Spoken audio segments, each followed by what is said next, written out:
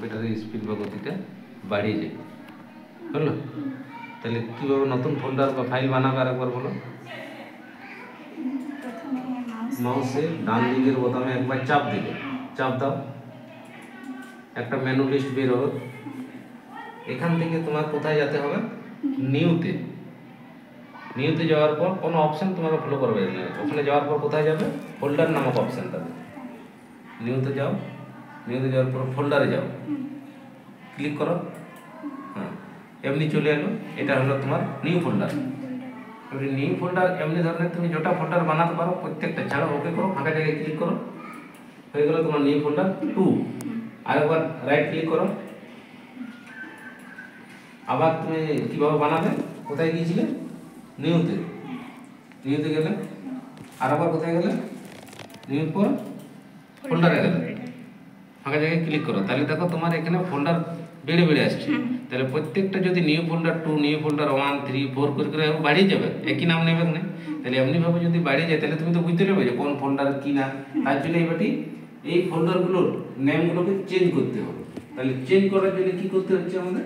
সেই ফাইল বা ফোল্ডারটার উপরে মাউসের কার্সারটাকে নিয়ে গেলে, নিয়ে যাও, এখানে একবার ক্লিক করলে, ওকে করলে, মাউসের আবার ডান পাশের বোতামটাকে চাপ দিলে,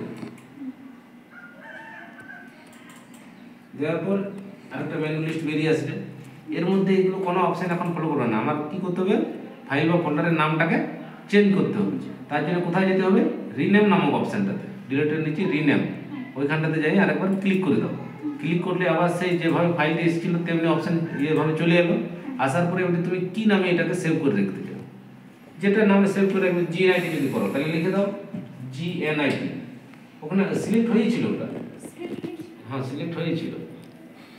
কাটো কাটো, ব্যাক করে কাটো, কেটে দাও। হ্যাঁ অন্যভাবে ওটা ওইভাবেও কাটা যায়, অথবা ডাইরেক্ট যে নামে তুমি ফাইলটা লিখতে চাও সেইভাবেই লিখে দিয়ে ওই ফাইলের নামটাকে GNIT লিখে দাও। হ্যাঁ, এরপরে এন্টার টিপে দাও। ঘোরাতে এন্টার টিপে কিবোর্ডে এন্টার দিয়ে দাও। তাহলে এইভাবে দেখো ফাইল নিউ ফোল্ডার ছিল আমার, এখন কি হয়ে গেল? GNIT। তাহলে কীভাবে ফাইল বা ফোল্ডারের নাম পরিবর্তন হবে বুঝতে পারলে, কীভাবে ফাইল তৈরি করে বুঝতে পারলে। ক্লিয়ার? ঠিক আছে, ওকে। ওটা তাহলে ওর নামটা তুলে দাও।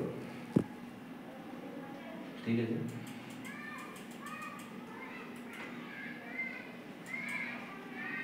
এটা ডিলিট করে দাও।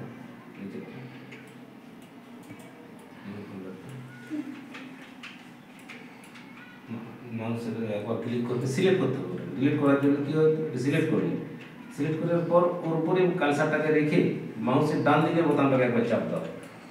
দেওয়ার পরে ডিলিট নামক অপশানটা মোবাইলের মতন, অ্যান্ড্রয়েড ফোনের মোবাইলে যেমন শর্টকাটে চলে গেল। হ্যালো, ফাঁকা জায়গায় ক্লিক করো, ফাঁকা জায়গায় একবার করো, ডান দিকে, ডান দিকে বোতামটা, ডান পাশে হবে ডিলিট, লেখাটা ডিলিট হবে। হ্যাঁ, ওই বাঁ দিকে চাপ দিচ্ছ, ডান দিকে টিপতে হবে। ফাঁকা জায়গায় একবার করে নাও।